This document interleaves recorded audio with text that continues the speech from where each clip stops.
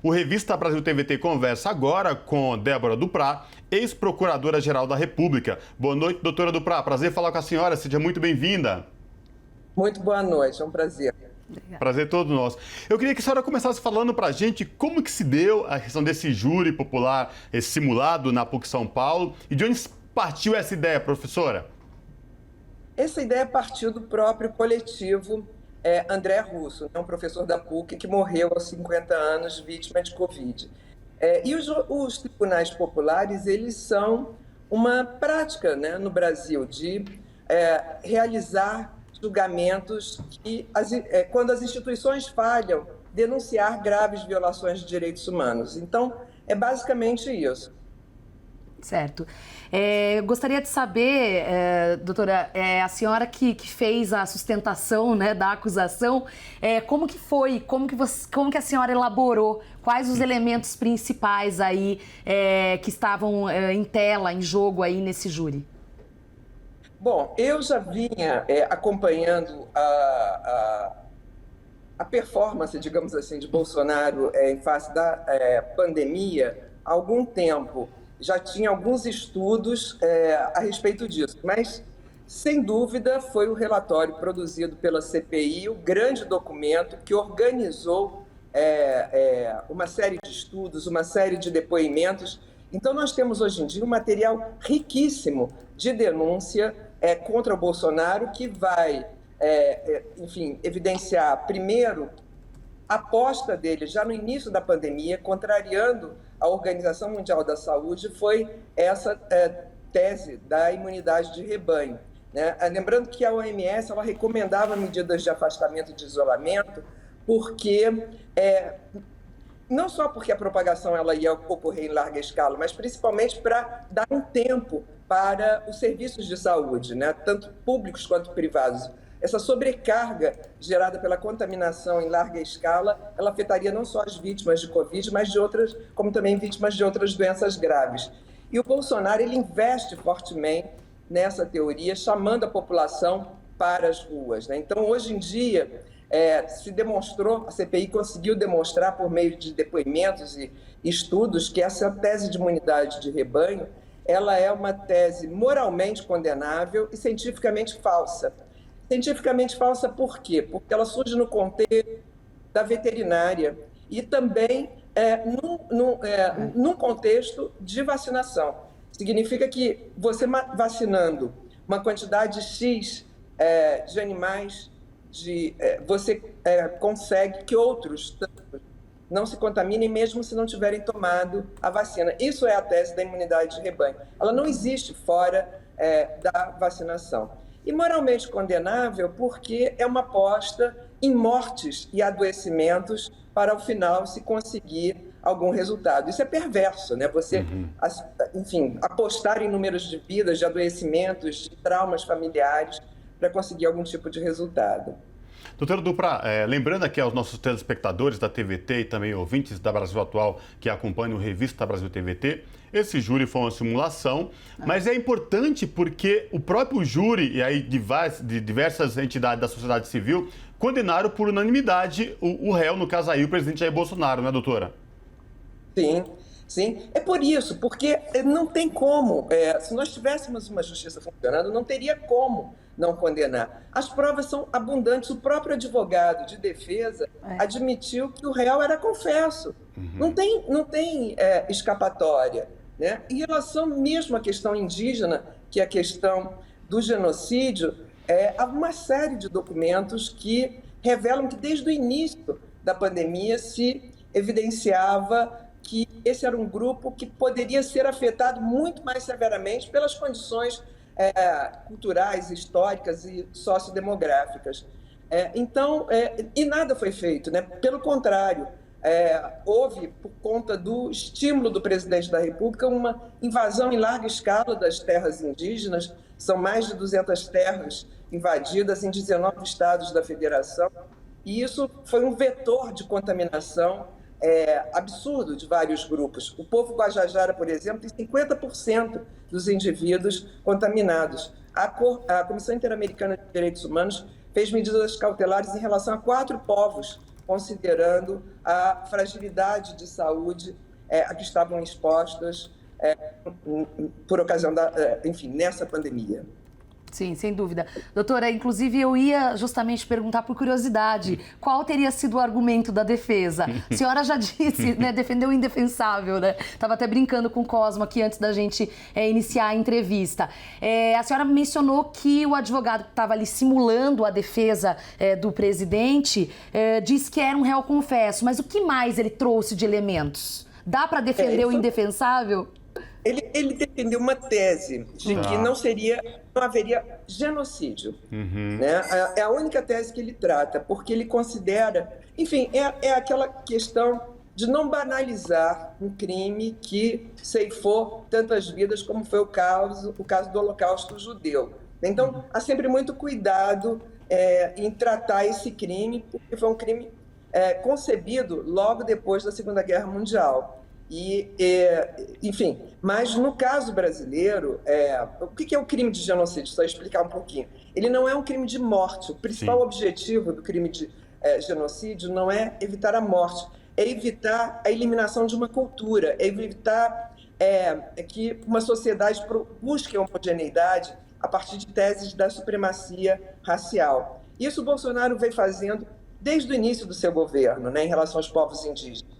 Ele discursivamente disse que eles eram inferiores, que eles precisavam evoluir, precisavam ficar, enfim, ser como ele, né, como ele, Bolsonaro.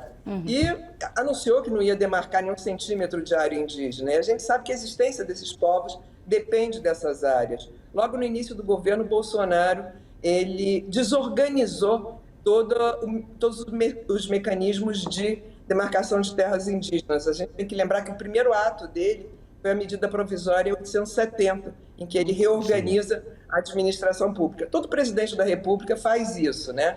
Vai conceber uma administração pública à sua imagem. Só que ele faz isso para tirar as capacidades institucionais. Aquilo que sempre esteve no Ministério da Justiça, ele transfere para o Ministério da Mulher, Família e Direitos Humanos. Mulher, Direitos Humanos e Família, nunca sei essa ordem, certo?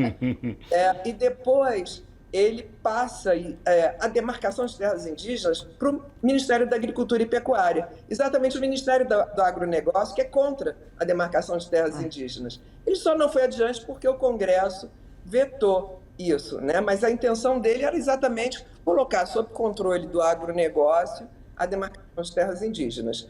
E só para acabar nesse ponto, há um detalhe muito interessante, porque foi proposta pela PIB uma ação no Supremo Tribunal Federal, mostrando que quando a pandemia chegou, os territórios estavam invadidos e era preciso medidas não só sanitárias, para assegurar que os indígenas fossem atendidos em seus territórios, como também medidas de barreiras de contenção para evitar a invasão, já que a invasão é um vetor importante de transmissão do vírus.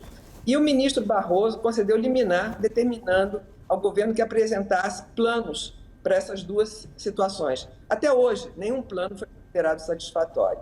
Isso nós estamos há mais de um ano e me desculpem, mas... Não tem problema. Enfim, 1 ano e 10 meses. Muito bem pontuado. Doutora Duprat, como que repercutiu esta condenação desse júri popular, mesmo que fosse de forma uma simulação? Como que repercutiu, tanto no meio jurídico como no meio acadêmico, deste evento organizado na PUC aqui de São Paulo, doutora? Olha, eu não sei te dizer, vou ser muito honesto, eu não tenho redes sociais e para mim é muito acompanhar repercussões. Tá. Né? Antes do julgamento, eu fui procurada por federações e sindicatos, federações e coletivos de jovens advogadas e advogados, muito interessados. E é interessante porque coletivos que tinham já apresentado também representações à Câmara dos Deputados pedindo por crime de responsabilidade, pedindo impeachment de Bolsonaro. Então, eu acho que teve uma mobilização muito bacana, tanto no meio acadêmico, considerando docentes e discentes, e no meio jurídico, enfim, alcançando um determinado segmento. Certo. Doutora, queria voltar um pouco ao passado.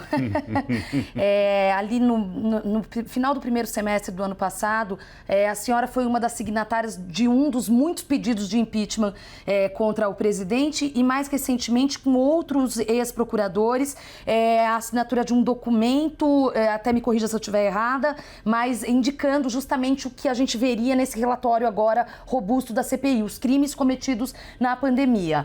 Eu gostaria de ouvir um pouco da senhora, de lá para cá, como que a gente pode analisar o atual cenário e até mesmo o silêncio, não sei se o silêncio, mas da própria PGR, diante desse relatório que tem demonstrado tanta robustez. Isso é bem interessante, porque esse documento que eu fiz, junto com o ex-procurador-geral da República, Cláudio Fonteles, outros procuradores gerais, um desembargador federal, Manuel Volkmer de Castilho, foi denunciando Bolsonaro exatamente pelo crime de pandemia.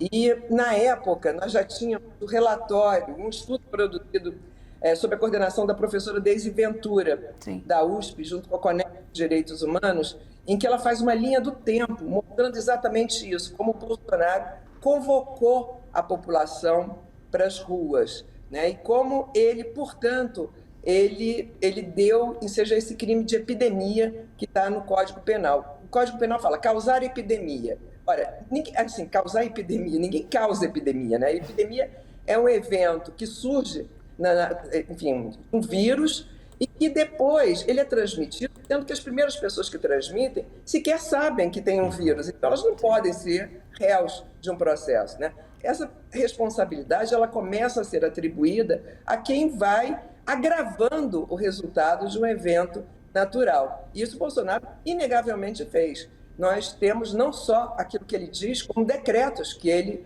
publicou chamando as pessoas para a rua. Basta lembrar que ele considerou serviços essenciais a serem executados durante a pandemia, salões de beleza, barbearias, academias, clubes desportivos de todos os tipos. Então, nós denunciamos por esse crime de epidemia, que é um crime que, quando causa morte, é considerado um crime hediondo. E o PGR, ele arquivou, né, esse pedido, dizendo exatamente que era preciso identificar o indivíduo zero. É uma bobagem, né? Enfim, e desde então, essa representação que a gente fez foi ainda no primeiro semestre, o quadro só se agravou. Quando a pesquisa da professora Deise Ventura é realizada, concluída, que em janeiro de 2021, havia 200 mil mortes. Né? Nós estamos com mais de 613 mil mortes. Então, talvez se o PGR tivesse agido naquela ocasião, esse quadro de mortes evitáveis, que já foi também quantificado, ele pudesse ter também reduzido. É preciso lembrar que também há, hoje em dia, uma quantificação sobre as medidas, chamadas medidas não farmacológicas, né? O uso de máscara, distanciamento social, etiqueta respiratória, álcool gel, sabão para as mãos, e mostra que se tivesse havido o uso correto dessas medidas de maneira persistente, haveriam, enfim, 120 mil mortes evitáveis. É impressionante, né? Se alguma coisa tivesse sido feita cedo, nós não teríamos chegado aonde chegamos. E uma medida barata, né? Muito barata e mais. E que insistentemente, o presidente da República e alguns dos seus ministros insistiam em não cumprir e, né, fazer aquele papel, digamos assim, educacional para que as pessoas usassem e seguissem essas normas. E isso chama muita atenção, doutora Duprat, que ao longo de toda a pandemia, parece que em nenhum momento, não só o presidente, mas alguns de seus auxiliares e ministros, sequer pensam nisso. Porque ainda mesmo sabendo de tudo isso, inclusive com a chegada, a detectação de uma nova variante, que não se sabe ainda ao certo, mas a Europa já está fechando fronteiras, enfim, não insiste em não usar máscara em público, insiste em recusar as medidas sanitárias da própria Anvisa especificamente, ou seja, continua infringindo um monte de questões aí que podem ser também, inclusive, passíveis de novos crimes. Ou estou errado, doutora? Está certo, ele foi condenado no Tribunal do Genocídio exatamente por infração de medidas sanitárias, porque não só tem uma lei federal determinando o uso de máscara em espaços públicos, como também espaços privados acessíveis ao público, como em vários estados da federação havia medidas de evitando aglomerações, determinando o uso obrigatório de máscaras em espaços públicos e privados acessíveis ao público. Ele infringiu todas elas. Então, esse é outro crime que ele cometeu. É um crime com pena mais baixa, mas, de qualquer maneira, ele fez isso de forma continuada. Há um outro crime que eu acho que, simbolicamente, é interessante também a gente lembrar, né, que é o crime de charlatanismo. O presidente é um charlatão, porque há uma figura do Código Penal que é prescrever medicamento prometendo a cura, sem qualquer evidência científica. E é o que aconteceu com os medicamentos sugeridos pelo Bolsonaro, né? Cloroquina, hidrocloroquina, ivermectina, azitromicina, todas elas não só demonstradas sem nenhuma eficácia para o combate à Covid, como também com efeitos colaterais severos e risco de aumento da letalidade. É isso. Nosso tempo se esgotou, infelizmente. Quero agradecer demais a doutora Débora Duprat, jurista, ex-procuradora-geral da República. Doutora, um prazer imenso falar com a senhora. Até uma próxima oportunidade. Prazer foi meu. Muito obrigado. Uma boa tarde. Um abraço. Tchau.